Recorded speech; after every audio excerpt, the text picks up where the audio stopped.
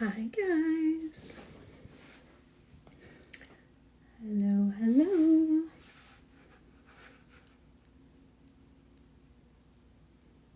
Hi guys.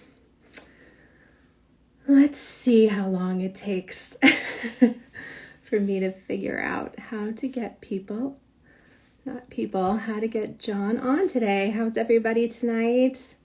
Hope you're doing well. Let me see if I can find John. This is always the worst part. Oops.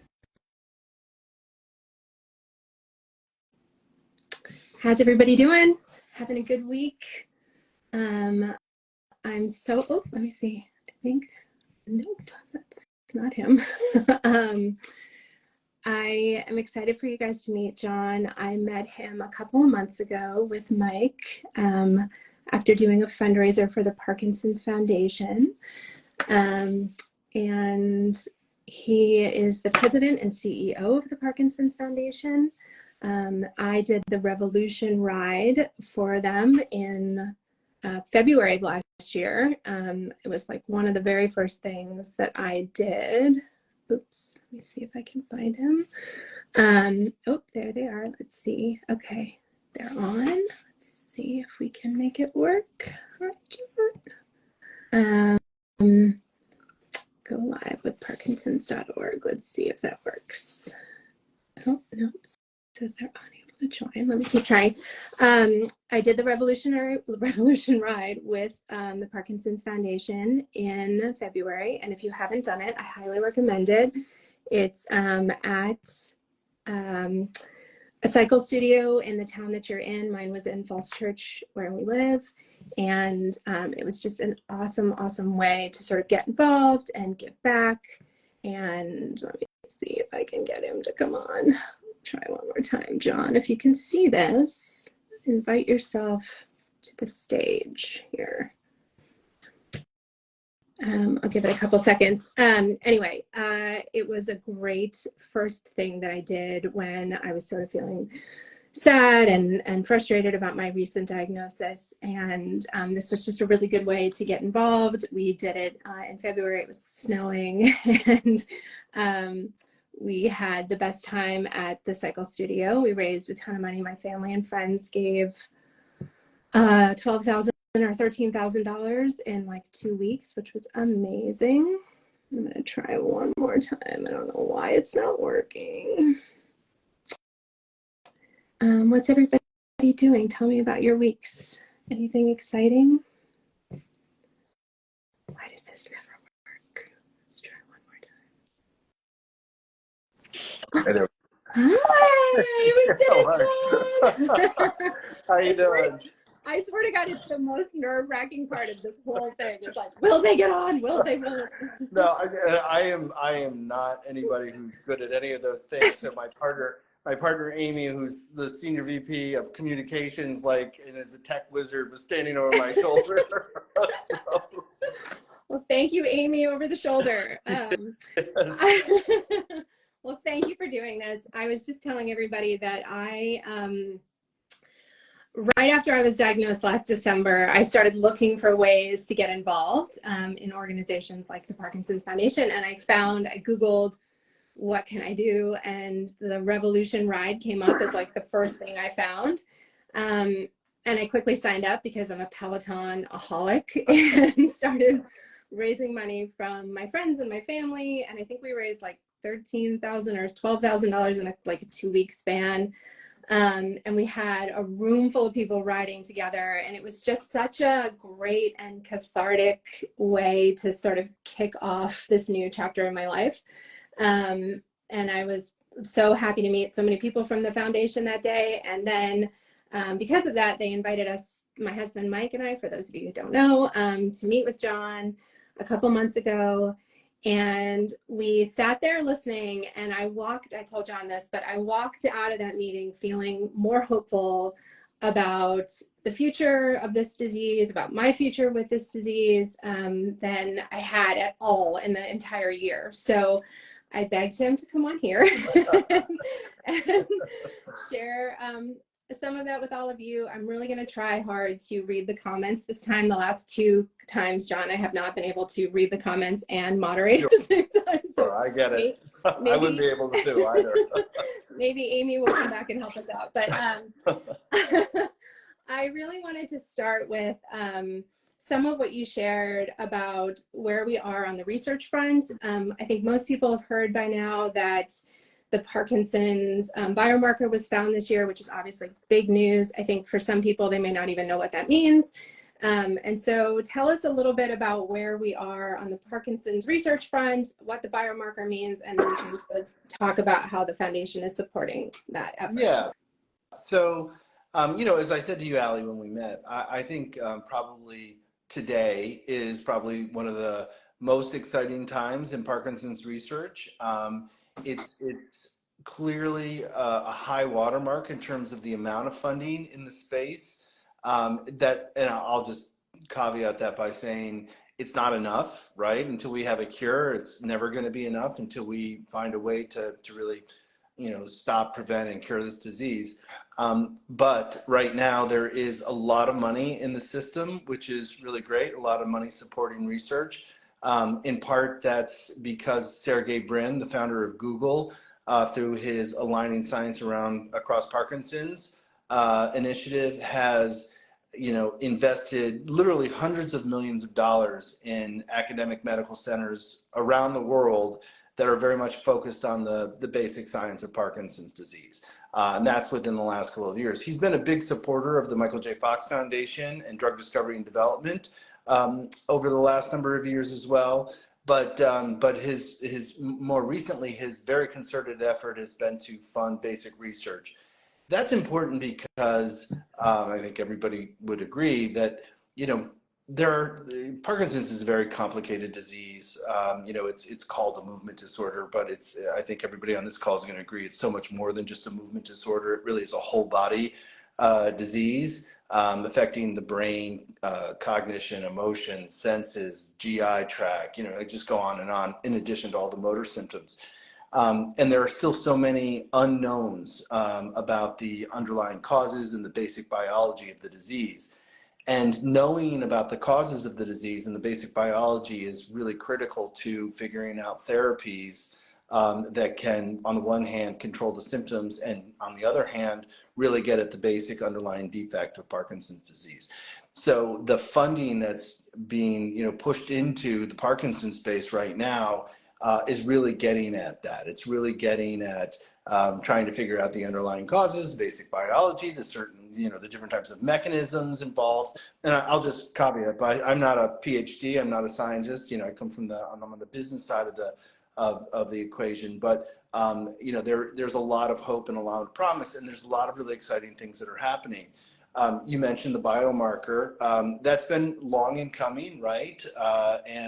I think it's an important step forward. I mean, it does require that you get a spinal tap, so that is an impediment. But you know, I often think these breakthroughs happen, and then we find, like, there's a big breakthrough, and then we find ways to get around it, make it easier, and I'm certain that is coming.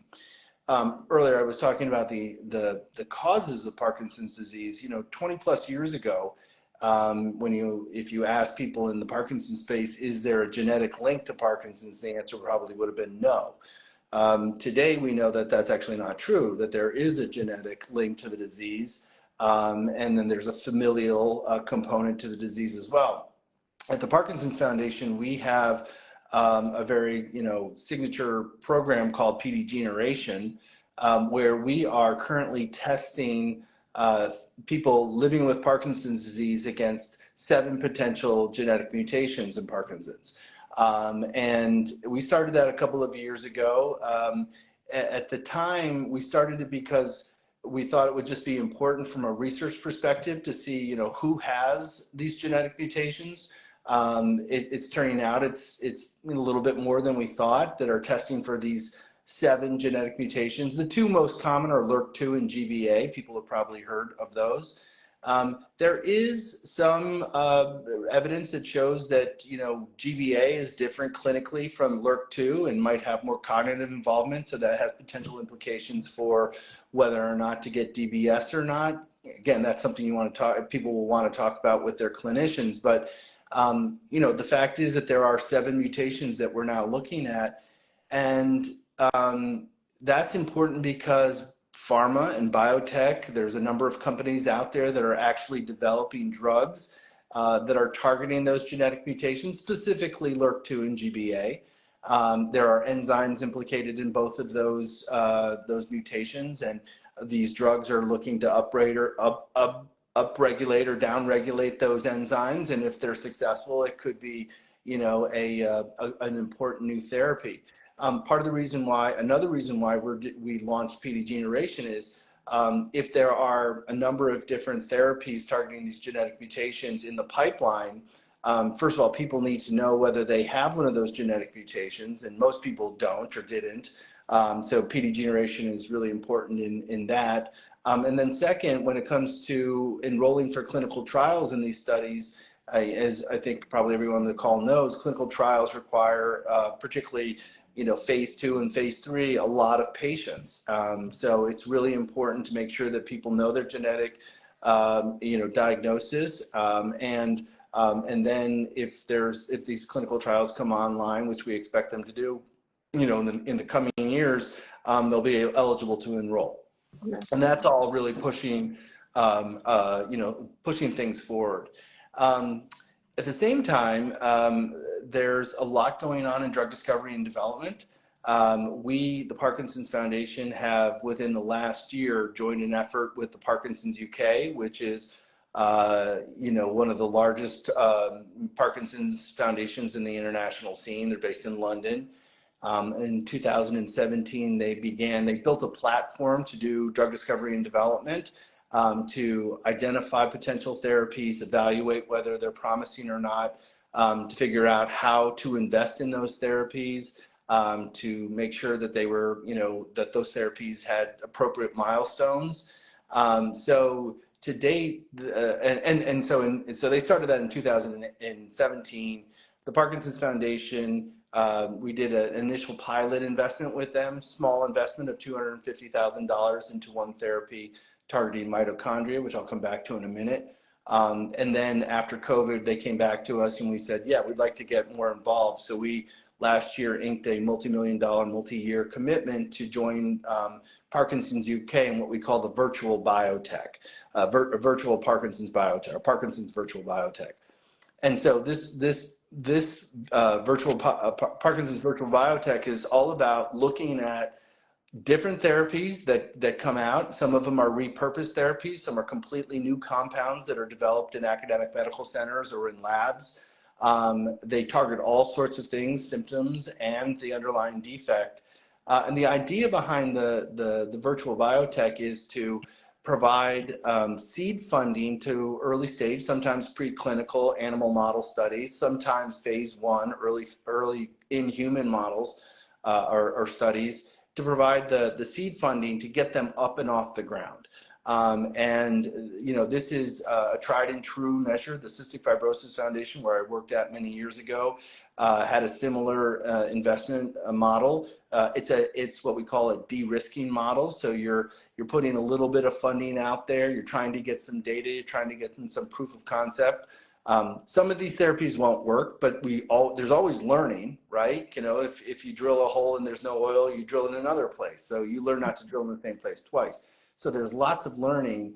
And then the good news is that today, like I said, I think the virtual biotech has evaluated over 100 different compounds. They have winnowed it down and invested in 13.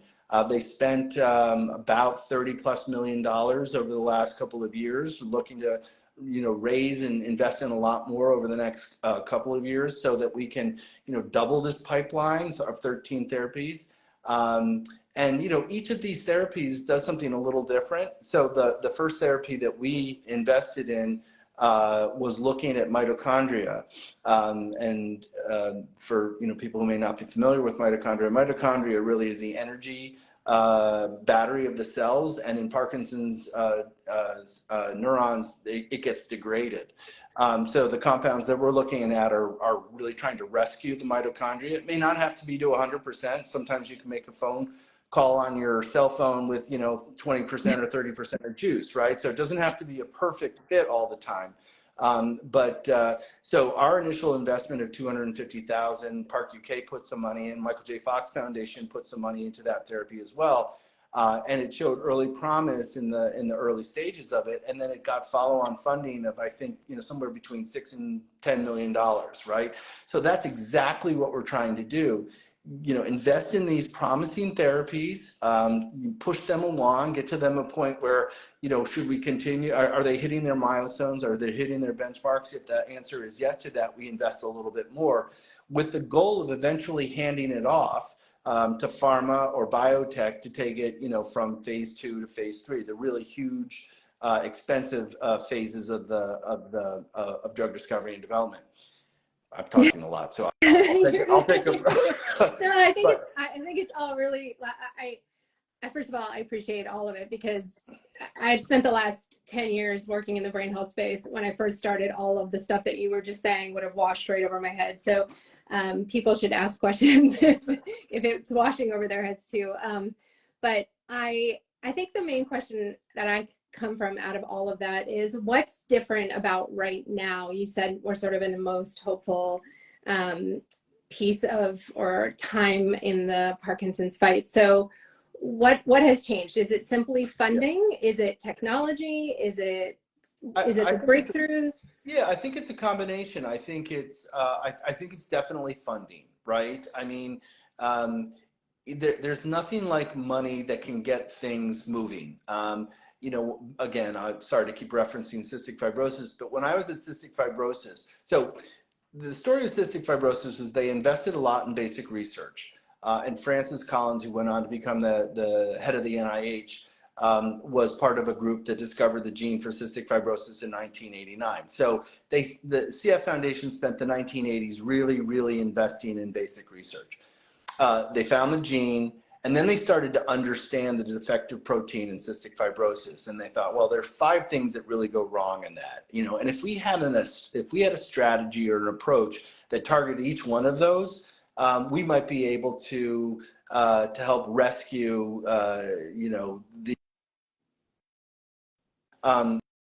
the Parkinson's Foundation then started to really partner with biotech, small biotech companies that had ideas, and they built this virtual pipeline, just like pharma does.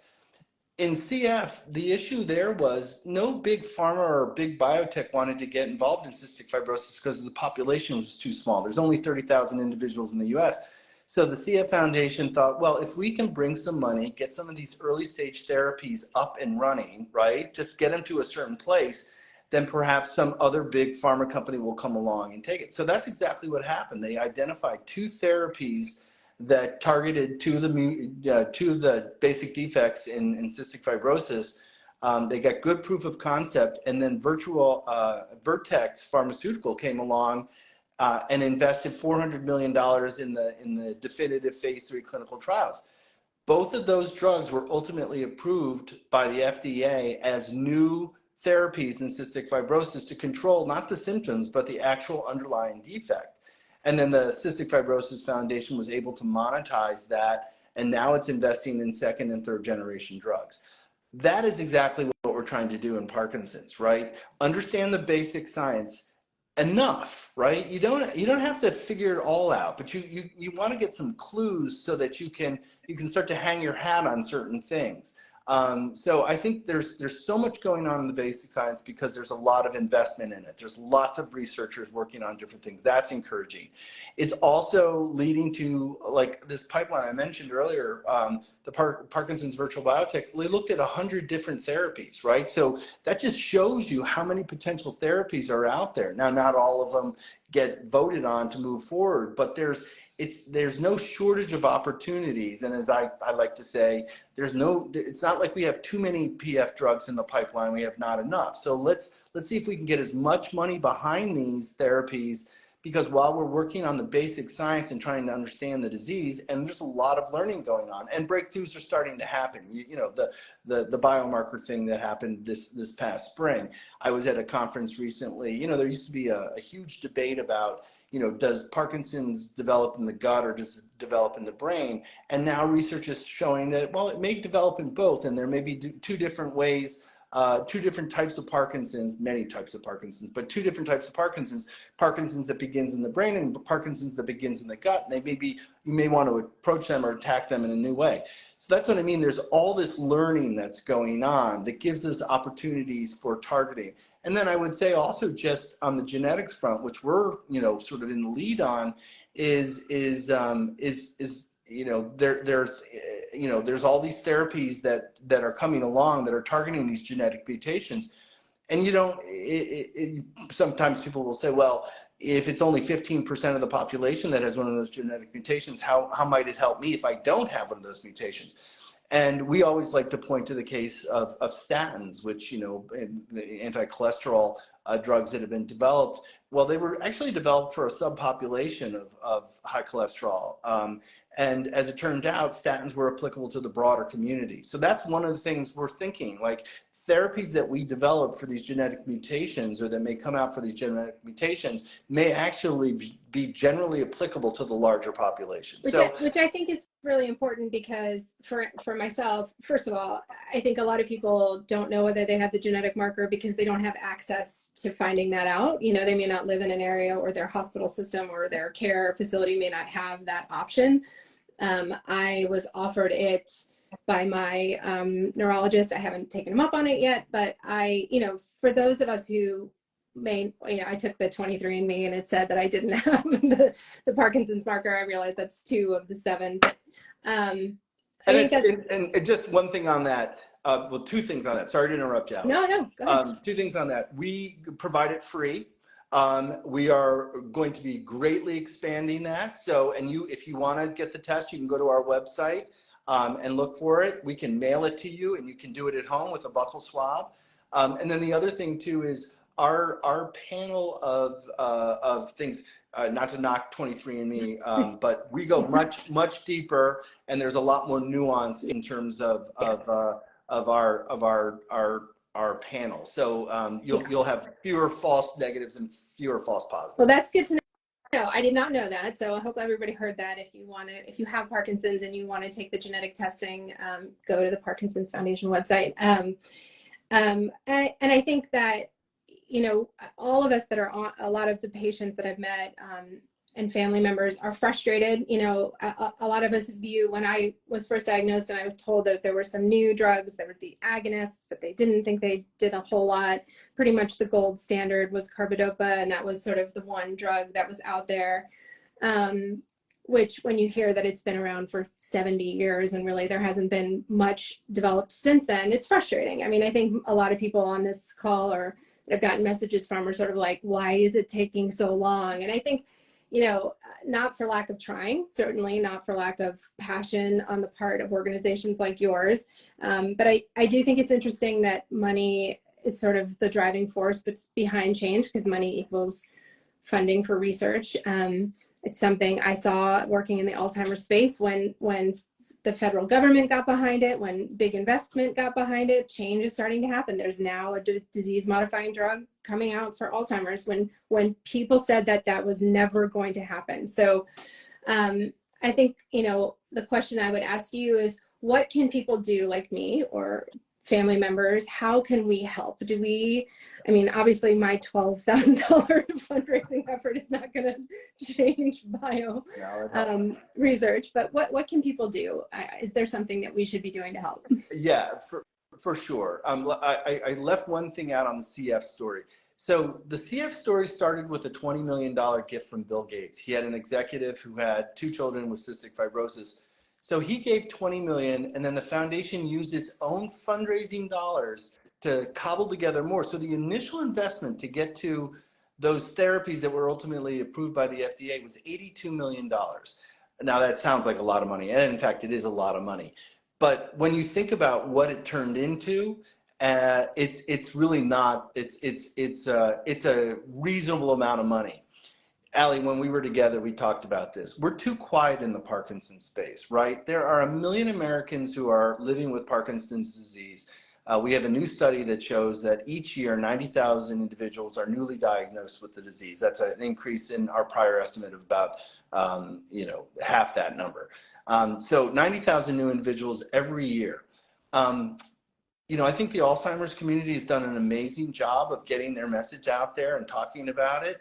I think that's something that we in the Parkinson's Foundation, the Parkinson's community writ large need to do. Again, I don't want to boil it all down to money because it takes great scientists, it takes great ideas. But I really do think it takes an army, right? And anybody who's affected by this disease, whether it's living with the disease personally or related to somebody or having a friend, we need everybody to get involved, right? And you talk about the money that you raise. You multiply that by 1 million people, and suddenly, you've got money, real money to do things with, True. right? True. And like I said, I think it's moving on parallel tracks too, right? So, I don't think we have to have every question about Parkinson's understood to be at working on new and better therapies. I mean, carbidopa-levodopa was developed, 60, 70 years ago. It's been an effective drug for people, but it's not the cure. It's not the thing that we ultimately want. But I'm glad we have it. And now it's time to have new and better drugs that come along. And like we were talking about, we need to just be more vocal about it. We need to get as many people out there. Just to talk about the Parkinson's Foundation, one of the things I think we've done, we went from being this kind of smaller regional organization, really, in fact, 2 smaller organizations, one based in Miami and one based in New York. In 2017, we brought those 2 organizations together, and we more than doubled our size in terms of revenue. We're putting more money into mission programs today than we've ever done before. That's just in 7 years' time. In another 5 to 7 years, we could double our size again, right? And if we can double our size and get over $100 million in what Fox is doing and what Sergey Brin is doing, we can really start to bring to bear the money that helps to pay for the scientists and the research and the drug discovery and the development. And I'm hopeful because I've seen over the last 7 years what we can do when we can start to mobilize the entire sort of world Parkinson's community. And I just think it takes a lot of energy and perseverance and not being complacent about it. Right. Well, you've got a whole group of people here tonight, but also who will watch this later on, that I can assure you we are a motivated crew to save our own lives, to save our own futures, and personally to make sure that it doesn't affect my kids. Is a driving factor for me. So you mentioned Parkinson's UK, you mentioned the Michael J. Fox Foundation. Talk a little bit about the collaborative spirit and the collaborative effort in this community. I think everyone on this call would agree, and in this community would agree, that we don't care who finds the cure, who funds the cure. We want this to be one big Parkinson's party where everybody comes to the table and works together. And I've seen that, and I've heard you talk about that. So maybe share a little bit about that. Yeah, so I 100% believe in collaboration among all the Parkinson's groups. And we're doing that. So we partnered with Michael J. Fox on the incidence, prevalence, economic burden study, the access to care study. We work with them on advocacy, and that's not just with Michael J. Fox. We work on advocacy with APDA and Davis Finney and lots of smaller community-based organizations in the Parkinson's space. Through our foundation, we are a supporter of the World Parkinson's Coalition, which actually was started through the Parkinson's Foundation, is run out of the Parkinson's Foundation in part, and brings together world organizations every 3 years for a huge conference. It's on the Parkinson's virtual biotech, like I said, the one therapy on mitochondria, it's us and Parkinson's UK and Fox all investing in that. I think the Parkinson's virtual biotech has the potential to have people from all over the world starting to put money into that, right? So that we're collectively fundraising for and getting behind all these different therapies. So collaboration is critical. There are unfortunately disease-specific communities where organizations like fight with each other and they're contentious, and that helps no one, right? So, in fact, the genetics initiative, PD Generation, we're working with Fox on that. We're working with ASAP on that. We're working with the NIH on that. We are making that data, available to researchers anywhere, at no cost, right? We're here to share that information, and I think that sort of collaborative spirit is again what's going to see us through to the other side. By the way, earlier I said we should never be complacent. I don't expect any. I know no one on this phone is complacent. I know that. So I just want to say that. Yeah, no, I knew what you meant. I do think, first of all, I appreciate what you said, and I really believe that the more we come together, that, the more that everybody works together, the faster we will find a cure. You mentioned earlier being louder, and I agree. It's part of why I started this page, and I know why many of the people that I've met have also put themselves out there on social media to share sort of the good, the bad, the challenging about having Parkinson's. Tell me a little bit about advocacy at the foundation, and we've heard some stuff about the national plan to end Parkinson's in Congress.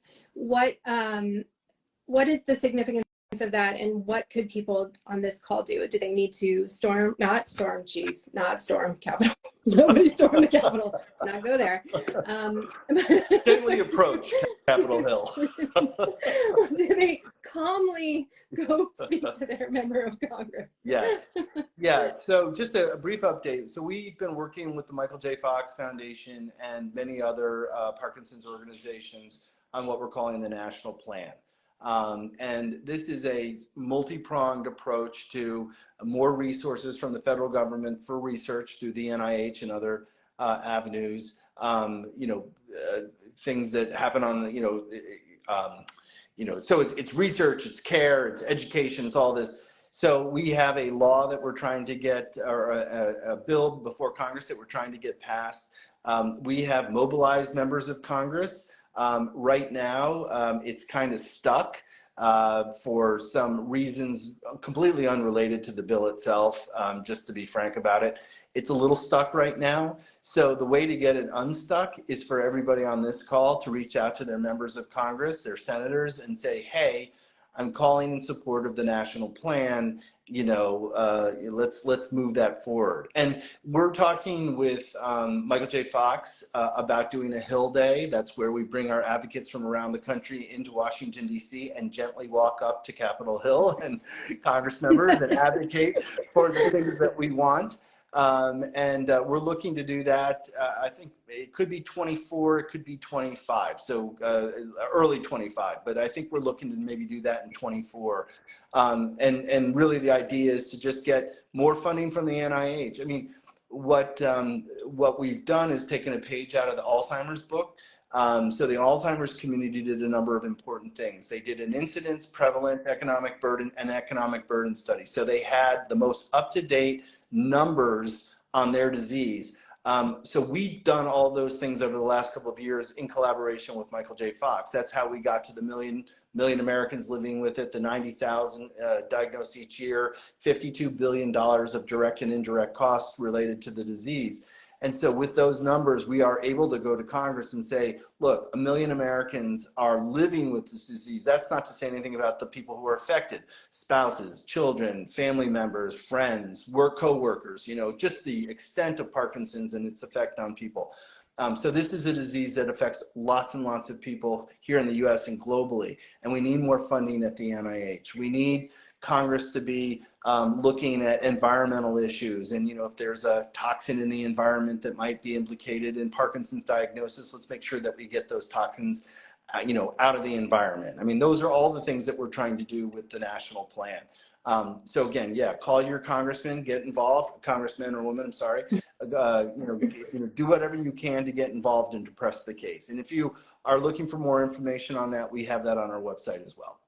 So two things on that. One, for people who have never advocated on the Hill before, I can tell you, having done it, having been part of that Alzheimer's movement proudly, it's not nearly as terrifying as it sounds. You're literally just sitting usually with either the member, if you're lucky, or a staff member. You call and some lovely young person will answer the phone and take your concern and mark it down. And then it's a numbers game, right? The more people that call, the more issues that the same issue that's brought up, the more it ends up on the member's desk for consideration. So don't be afraid if you haven't done it before, and also don't be cynical, because there's a lot of issues we have with our government, but putting this in front of them and urging them to fund it and increase funding at the NIH is critical. So I would encourage people to do that if you haven't done it. I will say, and someone just commented this, and I agree, if we can make a Hill Day happen sooner, you will have all of our support. It's 2025 sounds like a far, far away, but yeah, I don't think it's 20. I will check on that. I don't think we're thinking 2025. I think it's sooner than that. So sorry, no. it takes a little while to pull it all together. Yeah, but I hear, and it doesn't preclude anybody from taking action today. Just calling your Congress, whoever your congressperson is, just call them today and say, hey, look, I'm supporting this. Shoot them an email. Literally, it's a numbers game. The more people that complain, I mean, think about it, anything in life, the more people that raise their voice, a complaint about something, squeaky wheel gets the grease. Is that the term? Anyway. Okay, so we're cranking along here, and I don't want to keep you too long, but tell us a little bit about what other priorities, what on the sort of, I know there's some caregivers on here, care partners, children of people who've had it, spouses of people who've had it. Where can people find support through the foundation as a care partner? Yeah, so this is Care Partner. November is Care Partners month. So we have a lot of resources on our website related to Care Partners. So you can go to our website and just type that into the search, and it'll bring you to that page. We're doing a Care Partner Summit, I think in the next couple of days. So if you're interested in the Care Partner Summit, check it out. Our whole thing about care, and I'm actually doing a radio tour next Wednesday across the country. So I'll be on with radio stations from coast to coast, just talking about the importance of care partners in Parkinson's disease. Our main message when it comes to care partners is, this is not, obviously the person living with the disease bears the burden of the disease. But it really is a whole family disease, and people need care partners. They rely on them, but care partners also need to take care of themselves, right? So that's the thing we hear all the time is that if you're going to be a care partner, you have to take care of yourself first, and so that's just really important. And then there's lots of support out there for care partners. There's the care partner support groups, and there's ways to sort of share information and ways to work through what can sometimes be a very difficult healthcare system to get the best for your loved ones. Yeah. So we're really excited about that. I think again, this is something that 10, 15 years ago we didn't really talk that much about care partners. So we've got materials on our website about what it is to be a care partner. So again, I direct everybody to our website to check out all the resources that we have available on just living with somebody or caring for somebody who has Parkinson's disease. Yeah, shout out to the care partners out there. And it's an emotional burden in addition to a physical burden. It's watching your parent or your loved one or your children, even for people whose children have it. It's emotional and taxing. And so I give my love to all of you out there. I see a couple of people commenting that they're caregivers and care partners. We see you, we love you. I in particular love my number one care partner who takes a lot of emotional burden off of my shoulders. So shout out to the care partners. So we've talked about advocacy, we've talked about research, we've talked a little bit about caregiving. What else is the foundation doing, or is there anything else we haven't talked about? And people ask questions. There's a couple questions about stem cells, so maybe we can talk about that, but go ahead and ask questions, people, if you have them. Yeah, so I'll talk a little bit about what we're doing in the care realm. So, I think maybe people know on this call that we support the Care Center, a center of excellence network. We have our global care network, so we support up to 60 academic medical centers all across the country, and 14 of them are not in the United States. So we have this huge center network where we help support the care team and caring for people with Parkinson's. So a lot of what we do is centered around that. But more recently, we've been very focused on meeting people with Parkinson's where they are. So we have this new initiative about quality care that's really looking at what happens in the clinic visit. So we've talked to a lot of people living with Parkinson's and their care partners, and the clinic visit, whether it's twice a year, 4 times a year, however many times in a year it is really one of the most important things on the calendar in somebody with Parkinson's life.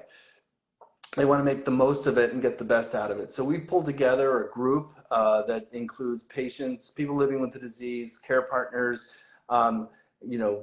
movement disorder specialists, general neurologists, primary care physicians, like a whole group of people. We're involved in that. And we're working on tools to make sure that the clinic visits can be as best as, where everybody has the same expectations, or we're all working with the same tools to make the most of those clinic visits. So that's one of the things that we're working on now. The other thing that we have, which is a huge initiative of ours, is our hospitalization initiative. So many people may be familiar with our Aware and Care hospital kits, and now we call them just our hospitalization kits. These kits include all sorts of things that you would need to have if you were somehow admitted to a hospital, whether for Parkinson's or not related to Parkinson's.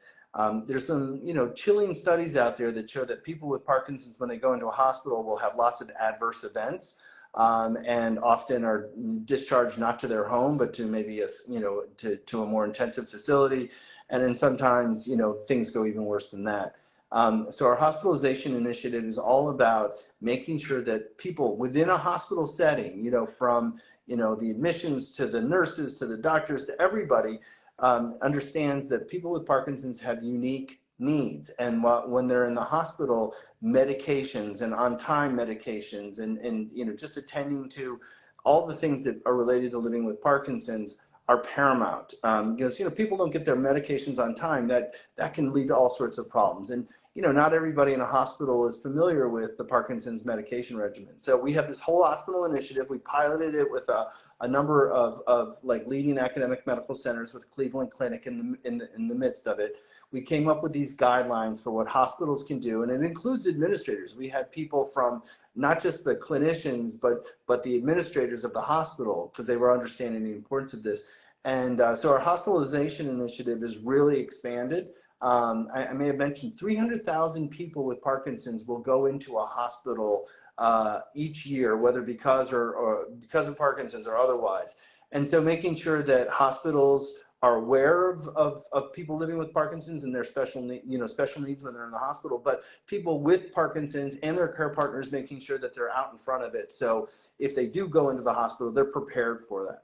So that's another one of our initiatives that we're really excited about. And then another one is we also know that upwards of about a couple 100,000 individuals with Parkinson's will end up in a long-term care facility, whether it's a skilled nursing facility, whether it's a nursing home. And often the staff in those places don't have a lot of training when it comes to the special needs of people with Parkinson's, special medical needs of people with Parkinson's. So we've taken on a program that was started at Struthers, which is in Minnesota. It's one of our centers of excellence, a great care facility for people up in that area. And there are these 2 women, a nurse and a social worker, who built this train the trainer program for long-term care facilities or community partners.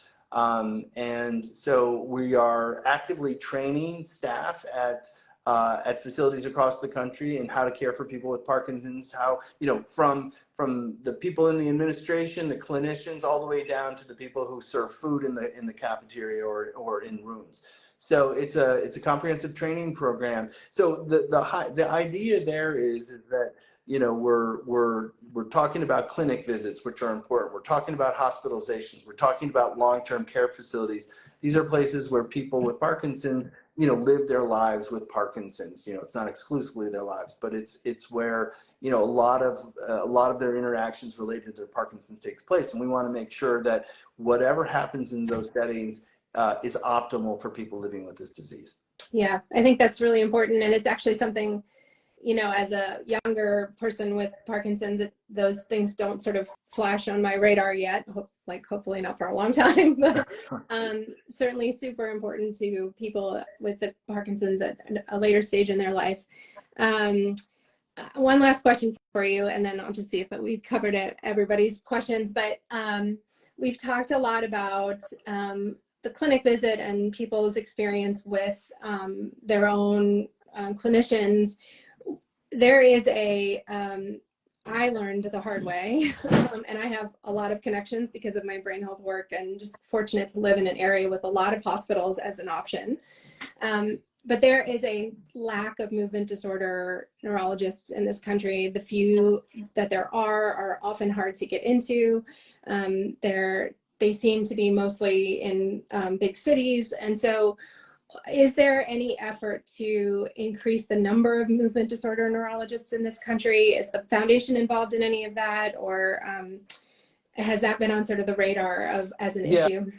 So it's a really challenging issue. So just is the foundation involved? Yes, we have a whole program where we are supporting the training of movement disorder specialists at leading academic medical centers around the country.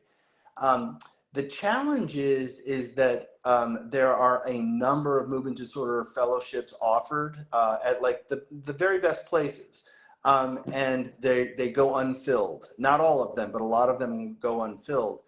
And the question is, why is that? And, you know, so I think a lot of it are related just to the economics of healthcare.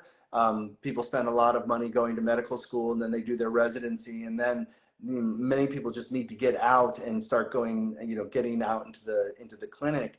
And movement disorder fellowships can take up to 1 or 2 extra years. So we just face these challenges that, you know, I think are, certainly a concern of the Parkinson's Foundation, but we don't have the resources to address it beyond what we're doing now, which is helping to pay for movement disorder fellowships at, a number of different academic medical centers.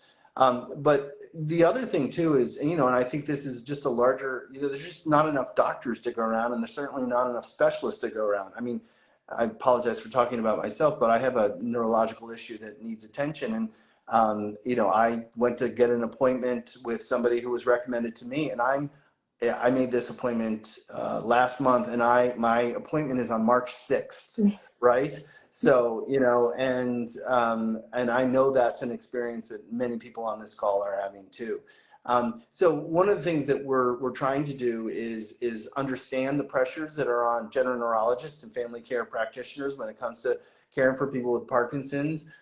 We want to make sure that, that the understanding of the needs of people with Parkinson's are understood well by both general neurologists, who may not be caring exclusively for people with Parkinson's, but may actually be caring for a lot of people with other different types of neurological disorders. So we've got this whole pilot program about how do we raise the level of care among general neurologists and primary care physicians. We also are piloting the study for nurse practitioners. I think it's very important, I think, for people with Parkinson's, in the early diagnosis, to be seen by neurologists, preferably by movement disorder specialists. But some maintenance care, by nurse practitioners might be a good way to go, right? So, I'm not trying to say one is better than the other. I'm just saying I think we need more all hands on deck approach to this, because there are 1 million Americans. We expect that number is going to increase as our population increases. So we need more providers caring for people with Parkinson's than anything else. And so, we're doing our part, but I do think it's again, the national plan is kind of directed at these types of issues. How do we get more physicians out there? Certainly the American Academy of Neurology is focused on these issues as well. But it's care provider access is a huge issue in this country, and really one, that requires all of our concerted effort. I literally could do this all night. I find it fascinating, fascinating to me personally, obviously. But I don't want to take too much more time. I want to say thank you, to the whole staff. it's easy, it's really easy to be frustrated and angry when you get diagnosed with something like this, and cynical, and sometimes I feel like the people that we take it out on are the people who are really doing the work to help us, because we want it faster, we want it sooner. And so I just want to say thank you. I know what it's like to work on a nonprofit staff. It's a thankless job in many ways, and you all have a big burden on your shoulders, which is all of us. So thank you for carrying our cause, and I'm glad you were here, and I hope we continue the discussion. And I will say that you have an army in us. There's many people on this call or who will watch it afterwards who have expressed interest in getting more involved and doing their part to help, whether they're living with it or they're caring for somebody with it. So put us to use. We're here for you. Yeah. So. Well, first of all, thank you, Allie. I really appreciate it. I really enjoyed meeting you and your husband, a couple of months ago. It was just wonderful, and I'm so appreciative of all that you do and everything that everybody on this call does. And I'll say two things. If you have any questions or want more information, please go to our website, which is parkinson.org, Parkinson without the apostrophe and the S, just parkinson.org. Or if you want to talk to somebody, we have our helpline. Our helpline is 1-800-4PD-INFO. That's 800-4PD-INFO. I love our helpline. We field 25,000 plus calls a year. The helpline is staffed by nurses, PTs, OTs. They meet monthly with Michael Oken, who's our national medical director based out of the University of Florida and arguably one of the best neurologists in the world. And so they are highly conversant in all issues related to Parkinson's disease. And if you want to talk to somebody live during normal business hours, give our helpline a call, and you'll find somebody warm and engaging and very focused on your needs and your issues on the other end of the line. Amazing. That's just so good to know. Thank you, John. Thank you. I'm sure we'll talk again. And thank you to everyone who joined. I'll put this on the page so people who missed it can watch it later. And appreciate you. Appreciate all you do. Have a good night, everybody. You too. Thanks, everyone. Bye-bye.